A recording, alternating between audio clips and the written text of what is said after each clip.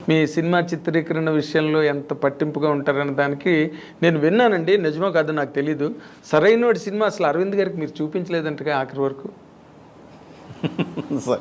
ఎవరు అన్నారు? ఎవరో అనడం కాదు సార్, నాకు వేరే సినిమాలో చూపించడాలు కొంత అయిన తర్వాత వాళ్ళతో అది నాకు అసలు అలవాటు లేదండి. నేను ఒకటి ఫిక్స్ అయ్యి కరెక్ట్గా ఇది అయిన తర్వాత నేను ఫైనల్ ఎడిట్ పర్ఫెక్ట్గా చేసిన తర్వాత కూర్చోబెట్టి చూపిస్తాను సార్. మీకు ఏం డౌట్ ఉందో చెప్పండి, ఇప్పుడు ఏం చేద్దాం, ఇబ్బంది లేదు. ఓకే, ఆ రోజు నేను చూపించినా కూడా మీరు గెస్ చేయలేరండి. ఏ సీన్ కాని సీన్ ఎప్పుడు చూపించినా బాగానే ఉంటాయి సార్. అవును, అది అంతా కూడా కంపోజ్ అయిన తర్వాత వచ్చేసేసి ఒక కరెక్ట్గా ఒక చైన్ ఆఫ్ దీనిలో పెట్టేసి లింక్స్లో పెట్టేసేసి కరెక్ట్గా ఒక స్క్రీన్ ప్లేలో పెట్టి మీ ముందు తీసుకొచ్చి పెట్టినప్పుడు మాత్రమే ఒక జడ్జిమెంట్ వస్తుంది. ముందే ఊరికే చూస్తాం, మేము చెప్తాం, ఏం చెప్పలేరండి ఎవరు అనుకుంటాం కానండి, చెప్పలేరు సార్. అక్కడ అది మనం చీట్ చేసినట్టు అవుతుంది. ఓకే, సో ఫైనల్గా చూసినప్పుడు ఒక్కసారి నాన్న ఇది ఇక్కడ ఏదైనా తేడా ఉంది, డైరెక్ట్ గారు ఇక్కడ ఏదైనా చిన్న ఇది ఉంది, అది ఒకసారి చూడండి, ఈజీ నాకు. ఓహో ఇందుకు అడుగుతున్నారా, లేదంటే సార్ ఇదిగో దీని లింక్ ఇదిగో ఇక్కడ ఉంది కాబట్టి నేను ఇక్కడ ఇది చేశాను అని చెప్పడానికి ఉంటుంది. లేదు కరెక్టేనా, లేదు సార్ నిజమే బాగుంది, టోటాలిటీ బాగుంది అనుకుంటే ఒకటి లేదు సార్ నిజంగానే ఇది చిన్న ఇది ఉంది సార్, ఓకే ఒక 2 days మనం పెట్టుకుందామండి, టోటల్ ఇంకేమున్నాయో చూసుకుని 2 days పెట్టేస్తాం, ఈజీ. అదే వాళ్ళకి చెప్పడానికి ఈజీ, మీకు చూపించడానికి ఈజీ, వాళ్ళు చెప్పిన తర్వాత మీరు కరెక్ట్ చేసుకోవడానికి కూడా ఈజీ అండి. అలా కాకుండా ఇవాళ చూసావు, ఒక ఇంటర్వెల్ దాకా అయింది, కొంతవరకు ఉంది చూసావు, ఇప్పుడే జడ్జ్ చేయలేరు. ఏం చెప్తారు, చూస్తారు అంతే. నాకు ఇంకా సెకండ్ హాఫ్ ఉంది కదా, నేను షూట్ చేయకుండా నువ్వేం చెప్తావు జడ్జిమెంట్? కరెక్ట్, ఎవరైనా సరే సార్. అవును, మీ ఫస్ట్ హాఫ్లో లాక్లు అన్నీ సెకండ్ హాఫ్లో ఉంటాయి కాబట్టి ఎలా పడితే అలా చూపించి కూడా వేస్ట్ అండి. ఊరికి చూపించామంటే చూపించాము అంతే, అది ఎందుకు? అది నాలుగానే ఏంటంటే నేను ఆయనకి ఇదే చెప్పానండి, గురుగారు నాకు జడ్జిమెంట్ కావాలంటే నువ్వు రోజుకోసారి చూసే జడ్జిమెంట్ రాదు. ఇది ఆల్రెడీ చూసాను ఎన్నిసార్లు. ఒక ఎంటర్టైన్మెంట్ సీన్ ఉందండి, ఒకసారి చూసావు నవ్వావు, రెండోసారి చూసాను నవ్వావు, మూడోసారి చూసావు నవ్వావు, నాలుగోసారి చూసావు నవ్వావు, ఐదోసారి చూసావు ఆల్రెడీ చూసాం అనుకుంటావు, ఆరోసారి నేను చక్కలికి పెట్టాలి. ఎందుకు వస్తుంది సార్ నవ్వు? సో అన్నిసార్లు నీకు, ఎందుకంటే నువ్వు ఇక్కడ చూస్తున్నావు, దానికి తర్వాత ఒక ఆర్ఆర్ యాడ్ అవుద్ది, అద్భుతమైన నీకు ఇది యాడ్ అవుద్ది, వాయిస్ యాడ్ అవుద్ది, డబ్బింగ్ యాడ్ అవుద్ది, ఇవన్నీ యాడ్ అయినప్పుడు ఒక డిఏ కలర్ఫుల్ డిఏ యాడ్ అవుద్ది. ఇవన్నీ యాడ్ అయినప్పుడు ఉండే నీకు లుక్ కను మామూలుగా చూసేదానికి చాలా తేడా ఉంటుంది. కరెక్ట్ అండి, కరెక్ట్. అదైతే ముందు అరవింద్ గారికి ఇప్పుడు మీరు ఏది చూసినా కూడా నన్ను జడ్జ్ చేయలేనప్పుడు ఎందుకు చూడటం? ఇప్పుడు వద్దు, మీరు పొల్యూట్ అవ్వద్దు. మీరు ఒకేసారి చూసినప్పుడు మీకు ఒక ఆడియన్లా చూసావు, మీకు ఒక జడ్జిమెంట్ ఉంటుంది. సో అందుకని నేను ఫస్ట్ నుంచి నేను బాలయ్య గారికి కూడా ఫైనల్గా చూపిస్తానండి. అంతేనా? ఫైనల్గా చూపిస్తాను సార్. బేసిక్గా ఆయనకి నాకున్న బాండింగ్ వేరండి. ఆయన అసలు కథ కూడా అడగడు, వద్దు భయపడగారు, మీరున్నారు చూసుకుంటారు నాకెందుకు అంటాడు ఆయన. ఓకే, సో ఆయనకి నాకున్న నమ్మకం అండి, మా మధ్యలో ఉన్న బాండింగ్ అది. ఓకే, సో ఇంకా ఎక్కువ రెస్పాన్సిబిలిటీ కదా, నువ్వేం చెప్పద్దు నాకు, నువ్వే చెయ్యి. అది నిజంగానే బరువు కోసం అనండి ఆయన, నాకెందుకు భయపడుతున్నాడు కదా అని ఆయనకు ఒక ఉంటుంది, నమ్మకాన్ని నేను నిలబెట్టుకుంటూ వచ్చాను కాబట్టి ఆయన ఇంకా బాగా నమ్ముతాడు. ఇప్పుడు మీరు మామూలు రెగ్యులర్ క్యారెక్టరైజేషన్ అయితే ఒక పద్ధతి అండి, అఖండలో ఈ క్యారెక్టర్ ముందు బాలయ్య బాబు గారికి చెప్పారా? అఘోరా క్యారెక్టర్. ఓకే, చెప్పిన తర్వాత షూట్కి వెళ్ళారా? 1 minute సార్ ఆయన వినింది. బాబు ఇప్పటివరకు మనం 2 ఇలా చేసాము, సోషల్ ఫార్మాట్ చేసాము, ఇప్పుడు సోషల్ ఫార్మాట్ 2.5 hours కష్టమైపోద్ది, మరి ఏం చేద్దామండి, నేను ఇలా అఘోరా క్యారెక్టర్ అనుకుంటున్నాను. అఘోరా అంటే విభూతి పూసుకొని హెయిర్ పెంచి గోచి ఇదా అన్నాడు. అవును బాబు, కాకపోతే బాలయ్య బోయపట్టాలి ఉంటారు కదా బాబు, కుట్టారుగా బాలయ్య బోయపట్టి అలా ఉంటారు కదా. నిజమేనండి, మీ ఇష్టం, ఎప్పుడు గెటప్ చెక్క ఎప్పుడు వెళ్ళిపోతాం, ఇంతే జరిగింది. ఓ అంతేనండి, చాలా సింపుల్, చాలా సింపుల్. ఆ క్యారెక్టర్ ఎలా జర్నీ చేస్తాను, ఎందుకు నువ్వు చూసుకుంటావు కదా అన్నాడు ఆయన. ఓకే, అంతే, చూసుకోండి, తర్వాత మనం గెటప్ అంతప్పుడు కావాలంటే అప్పుడు ఏదైనా ఊరికే నేను ఎలా వెళ్ళాలి చెప్పండి నాకు చాలు అంటే అది నమ్మకం అండి, షీర్ ఫెయిత్ మీ మీద ఉన్న నమ్మకం అండి, అంతే. ఆ నమ్మకం ఉన్నప్పుడు మనం చాలా బాగా ఇంకెక్కువ వేసుకుంటాం అండి మా భుజాన. అది ఒక రకంగా హెవీ వెయిటేనండి. ఇప్పుడు కథ విని బాగోలేదు, ఇది మార్చండి ఇలా మార్చండి అంటే అప్పుడు సమానమైన నిష్పత్తి ఉంటుంది రెస్పాన్సిబిలిటీ. ఇప్పుడు అంతా మీదే, మంచి అయినా చెడైనా. సో మీరు ఆ యాంగిల్లో మళ్ళీ సింగిల్ హ్యాండ్ ఫైటే కదా మీది. మరి దాన్ని మీరు ఎంజాయ్ చేస్తారండి బాగా. ఆ? బాగా. ఎలా? ఎందుకంటే నేను చేయలేను సార్. రీమేక్ చూపిస్తే నాకు కిక్కు రాదు. నాకు రోజు స్ట్రగుల్ పడాలి. అమ్మ ఈ షాట్ ఎలా తీయాలి, ఇది ఇలా పెట్టాలి, ఇది మార్చాలి, బ్లాక్ మార్చాలి, ఆర్టిస్ట్ నుంచి ఇది బయటికి తీయాలి. ఆ కిక్ ఉన్నప్పుడే నేను డైరెక్టర్గా బతికున్నట్టండి. అది లేని రోజు నాకు అవసరం లేదు సార్ అది. అందుకే నేను రీమేక్లు చేయనండి. రీమేక్లు చేయరు అసలు. ఆ ప్రస్తావన కూడా మీ దగ్గర రాదేమో. నేను చేయనండి, చేయలేను. నాకు కిక్ ఉండదు. అది నేను చూస్ చేసేదేం సార్. మరే కరెక్ట్. నేను అది పెద్ద ఇబ్బంది పడతాను. నేను రీమేక్లు మధ్య బాగా డిసప్పాయింట్ కూడా ఎప్పుడు రీమేక్ ఈజ్ అలా అని కాస్త నేను వాళ్ళతో చెప్పలేదు. నేను ఎవరితో సినిమాలే కూడా నేను రీమేక్లకి వెళ్ళాను సార్. ఎందుకంటే ఆల్రెడీ చూసిన సినిమా సార్ అది. నేను సో కొత్త పాయింట్ ఆఫ్ వ్యూ ఏదైనా ఉంటే నేను చేస్తాను ఆ రీమేక్లో కూడా. కొత్త పాయింట్ ఆఫ్ వ్యూ దానికి ఇప్పుడు నేను చేసిన దానిలోనే నాకు భద్ర ఉంది, సెకండ్ వెర్షన్ ఉంది. నాకు నేను చేయగలను. ఓకే, భద్రకి సెకండ్ వెర్షన్ ఉంది, కానీ సెంట్రల్ పాయింట్ అదే ఉంటుంది. ఆ సెంట్రల్ పాయింట్ మార్చాలి. మారిస్తే వచ్చేస్తుంది, మొత్తం కొత్త కథ వస్తుంది. ఓకే, సింహ కూడా అలాగే ఉంది. తులసికి లేదని సింహాకు ఉంది అలాగే. ఇదే ఉంటుంది, సెకండ్ వెర్షన్ ఉంటుంది. సెకండ్ అంటే అదర్ వెర్షన్, ఇంకో రకంగా కూడా తీయచ్చు ఆ సినిమా. ఓకే, అదర్ వెర్షన్ అలా ఇంకేదైనా నేను వెళ్ళినప్పుడు చేయగలను. కాదు సార్, దాన్ని ఎవరు డిసైడ్ చేస్తారు? మీకు మీరే డిసైడ్ చేసుకుంటారు కదా రెండు వెర్షన్స్ ఉన్నప్పుడు. అంతే కదా సార్. అమ్మ మీరు మామూలు కారండి కాదు సార్, ఎందుకంటే అది మా ధర్మం సార్. అది ధర్మం ఏంటంటే సార్, ధర్మం ఏంటి తేడా వచ్చిందంటే గొప్ప పగిలిపోతుంది. ఇప్పుడు ధర్మం ఓకే, మీ బాధ్యత, మీ ఉద్యోగ ధర్మం, లేకపోతే మీ బాధ్యతలో ఉండే ధర్మం అది. బట్ ఏదైనా ఒక బ్రిటిష్ వాళ్ళు ఎక్కువగా కౌన్సిలింగ్ని నమ్మేవారంట. కౌన్సిలర్స్ కూర్చుని డెసిషన్ తీసుకోవడం అది. అవును, అది అప్పుడు బాధ్యత అన్నది అందరికీ పంపకం జరుగుతుంది. ఇక్కడ మీరు రెండు వెర్షన్స్ రాసుకుని రెండు బాగున్నాయి దీనిలో వెళ్దామని అనుకోవడం మాత్రం ఇప్పుడు నాకు సాహసమే. నాకు ఒక రైటర్స్ వింగ్ కూడా ఉంటుందండి. వాళ్ళతో కూడా కూర్చుంటాను సార్. ఓకే, కూర్చొని వాళ్ళ అభిప్రాయాలు కూడా మొత్తం వింటామండి.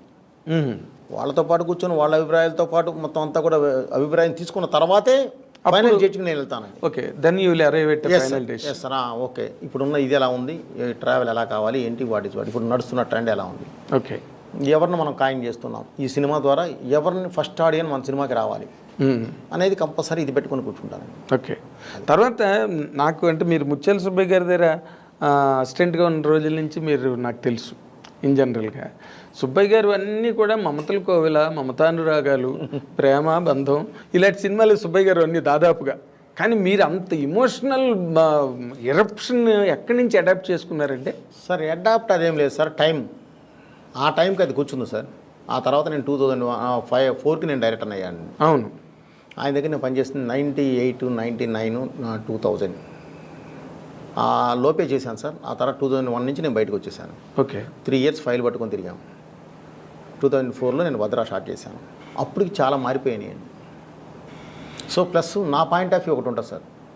నేను అప్పటి వరకు ఉన్న రవితేజ గారు ఒకలా ఉన్నారు. ఓకే, నేను ఇతనితో చేస్తే ఏం చేయాలి, బాలయ్యతో చేస్తే ఏం చేయాలి, చిరంజీవి గారితో చేస్తే ఏం చేయాలి, ఎవరైతే ఉన్నారో వీళ్ళతో చేస్తే ఏం చేయాలి అనేది నాకు ఒక ఇది ఉంటుందండి.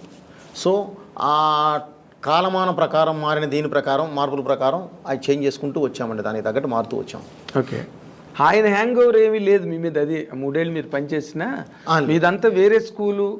అది ఎవరి స్కూలు కాదు, అది రాఘవేంద్ర గారి సినిమాలాగా ఉండదు, కోడి రామకృష్ణ గారి సినిమాలాగా ఉండదు. అసలు మీది బోయపాటి సీన్ సినిమా సెపరేట్. ఇది మనం చేసామండి 100%. ఆ హెవీనెస్, ఆ ఎలివేషన్స్ అంటే ఆడియన్కి you will show a different world అండి. కొత్త ప్రపంచంలోకి వెళ్ళి వస్తాడు ఒకసారి ఆడియన్స్. అది సరైనోళ్ళని నేను ఫీల్ అయ్యాను. నేను మీకు సినిమా చూడగానే కూడా మీకు ఫోన్ చేసి చెప్పాను సరైనోడు. అప్పటి నుంచి నాకు ఐ ఫాలో యువర్ ఫిల్మ్స్. ఎందుకంటే వేరేగా ఉంటాయి, వేరే ధోరణి సినిమాలు అవన్నీ కూడా. ఇప్పుడు మీరు నార్మల్గా ఒక రవితేజ, ఒక రామ్ చరణ్ గారు, ఒక అల్లు అర్జును, బాలయ్య బాబు, ఇప్పుడు రాము, ఇది వెళ్తున్నా. చిరంజీవి గారితో సినిమా చేసే సిచ్యువేషన్ ఎప్పుడు మీకు రాలేదండి? వస్తుందండి, కథ ఉండాలి సార్. కథ గతంలో కూడా ఎప్పుడు గతంలో కుదరలేదండి, రాలేదు. ఇప్పుడు వచ్చిందంటే కూడా నేను కథ మీద కూర్చోవాలి సార్. ఎందుకంటే ఆఫ్టర్ అఖండ అన్నీ మారిపోయినాయండి పెర్మిటేషన్. ఎందుకంటే ఆ సెక్టర్ హీరో బాలయ్య గారు కానీ, చిరంజీవి గారు, వెంకటేష్ నాగార్జున, ఇదంటే అదొక సెక్టర్ అండి. దానిలో చేసేటప్పుడు మెయిన్ పారామీటర్ ఏది చూస్తారా అంటే అఖండ చూస్తారు. ఇప్పుడు అఖండ లాగా నేను ఏదైనా కొత్తది ఎత్తుకొని చేయాలి చిరంజీవి గారి మీద.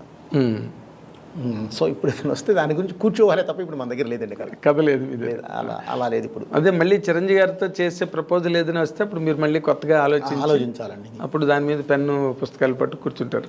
వచ్చినా కూడా ముందే ఆలోచించుకోవాలండి, వచ్చిన తర్వాత అనేది కాదు. అదేలేండి. ఒక కథ రాసి పెట్టుకుంటే ఎక్కడికి పోదండి. రాయలేదా మీరు? అలా కాదండి, ఇప్పుడు అఖండ తర్వాత వేరే విధంగా వెళ్ళాలండి. అఖండాకి ముందు ఉన్నాయండి, చిరంజీవి గారి కథలు ఉన్నాయి, కానీ అఖండ తర్వాత పూర్తిగా మారిపోయిందండి. ఒక క్యారెక్టరైజేషన్, ఒక ఇది కానీ తీసుకొచ్చే విధానం కానీ మొత్తం అంతా వేరేగా వెళ్ళిపోయింది. సో ఇప్పుడు అంతది కావాలి, అతనితో చేయాలంటే, చిరంజీవి గారితో చేయాలంటే అంత కథ కావాలి.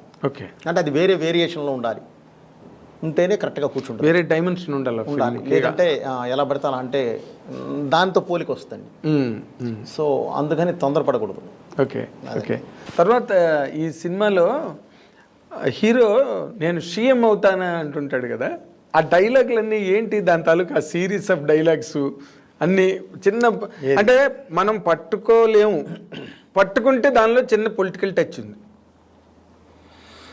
జనరల్ ఆడియన్స్ అయితే మాత్రం దే కెనాట్. అనేది రచ్చరవి గారి డైలాగులను ప్లస్ ఇది చెప్తున్నారు అంతే కదండి, ప్యాటర్న్ అదే ఆ స్కూలు.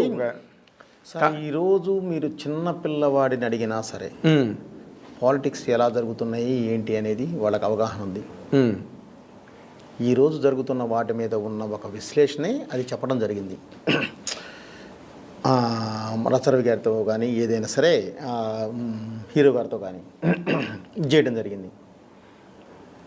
ఇది ప్రత్యేకంగా ఇది అనేది ఏం కాదు సార్, అది పొలిటికల్ సైన్స్ అన్నాం కాబట్టి దాని నుంచి అతను ప్రొఫెసర్ అనే వ్యక్తి అడిగే క్వశ్చన్స్కి వాళ్ళు చేసే ఆన్సర్స్ని కరెక్ట్గా ఈరోజు లోకనీతి ఎలా ఉందో దాన్ని చెప్పామే తప్ప వేరే ఉద్దేశం కాదు.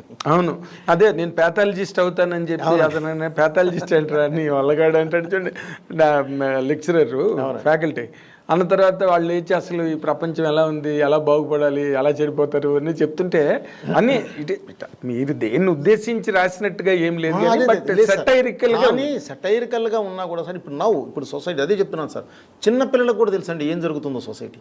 అవునండి, చిన్న పిల్లలకు కూడా తెలుసండి ఈరోజు ఏం జరుగుతుంది ఏంటి, వాట్ ఎలా వెళ్తుంది ఎటు వెళ్ళిపోతుంది అనేది. అవును, సో అది మామూలుగా మనం చెప్పడం జరిగిందండి. Thank you once again. మీరు ఇంత బిజీ. చిరంజీవి గారితో సినిమా చేసే సిచ్యువేషన్ ఎప్పుడు మీకు రాలేదండి? వస్తుందండి, కథ ఉండాలి సార్. కథ గతంలో కూడా ఎప్పుడు గతంలో కుదరలేదండి, రాలేదు. ఇప్పుడు వచ్చిందంటే కూడా నేను కథ మీద కూర్చోవాలి సార్, ఎందుకంటే ఆఫ్టర్ అఖండ అన్నీ మారిపోయినాయండి. పెర్మిటేషన్, ఎందుకంటే ఆ సెక్టర్ హీరో బాలయ్య గారు కానీ చిరంజీవి గారు, వెంకటేష్ నాగార్జున, ఇదంటే అదొక సెక్టర్ అండి. దానిలో చేసేటప్పుడు మెయిన్ పారామీటర్ ఏది చూస్తారా అంటే అఖండ చూస్తారు. ఇప్పుడు అఖండ లాగా నేను ఏదైనా కొత్తది ఎత్తుకొని చేయాలి చిరంజీవి గారి మీద. సో ఇప్పుడు ఏదైనా వస్తే దాని గురించి కూర్చోవాలే తప్ప ఇప్పుడు మన దగ్గర లేదండి కథ లేదు మీ దగ్గర. అలా లేదు ఇప్పుడు. అదే మళ్ళీ చిరంజీవి గారితో చేసే ప్రపోజల్ ఏదైనా వస్తే అప్పుడు మీరు మళ్ళీ కొత్తగా ఆలోచించాలండి. అప్పుడు దాని మీద పెన్ను పుస్తకాలు పట్టు కూర్చుంటారు. వచ్చినా కూడా ముందే ఆలోచించుకోవాలండి, వచ్చిన తర్వాత అనేది కాదు. అదేలేండి. ఒక కథ రాసి పెట్టుకుంటే ఎక్కడికి పోదండి. రాయలేదా మీరు? అలా కాదండి, ఇప్పుడు అఖండ తర్వాత వేరే విధంగా వెళ్ళాలండి. అఖండాకి ముందు ఉన్నాయండి, చిరంజీవి గారి కథలు ఉన్నాయి, కానీ అఖండ తర్వాత పూర్తిగా మారిపోయిందండి. ఒక క్యారెక్టరైజేషన్, ఒక ఇది కానీ తీసుకొచ్చే విధానం కానీ మొత్తం అంతా వేరేగా వెళ్ళిపోయింది. సో ఇప్పుడు అంతది కావాలి, అతనితో చేయాలంటే, చిరంజీవి గారితో చేయాలంటే అంత కథ కావాలి. ఓకే. అంటే అది వేరే వేరియేషన్లో ఉండాలి, ఉంటేనే కరెక్ట్గా కూర్చుంటుంది. వేరే డైమెన్షన్ ఉండాలి, లేదంటే ఎలా పెడతా అంటే దాంతో పోలిక వస్తుంది. సో అందుకని తొందరపడకూడదు. ఓకే. ఓకే. తర్వాత ఈ సినిమాలో హీరో నేను సీఎం అవుతానా అంటుంటాడు కదా, ఆ డైలాగులన్నీ ఏంటి? దాని తాలూకు ఆ సిరీస్ ఆఫ్ డైలాగ్స్ అన్నీ చిన్న, అంటే మనం పట్టుకోలేము, పట్టుకుంటే దానిలో చిన్న పొలిటికల్ టచ్ ఉంది. జనరల్ ఆడియన్స్ అయితే మాత్రం దే కెనాట్. అనేది రచ్చరవి గారి డైలాగులను ప్లస్ ఇది చెప్తున్నారు అంతే కదండి, ప్యాటర్న్. అదే ఆ స్కూలు. ఈరోజు మీరు చిన్న పిల్లవాడిని అడిగినా సరే పాలిటిక్స్ ఎలా జరుగుతున్నాయి ఏంటి అనేది వాళ్ళకి అవగాహన ఉంది. ఈరోజు జరుగుతున్న వాటి మీద ఉన్న ఒక విశ్లేషణే అది చెప్పడం జరిగింది. రచ్చరవి గారితో కానీ ఏదైనా సరే హీరో గారితో కానీ చేయడం జరిగింది. ఇది ప్రత్యేకంగా ఇది అనేది ఏం కాదు సార్, అది పొలిటికల్ సైన్స్ అన్నాం కాబట్టి దాని నుంచి అతను ప్రొఫెసర్ అనే వ్యక్తి అడిగే క్వశ్చన్స్కి వాళ్ళు చేసే ఆన్సర్స్ని కరెక్ట్గా ఈరోజు లోకనీతి ఎలా ఉందో దాన్ని చెప్పామే తప్ప వేరే ఉద్దేశం కాదు.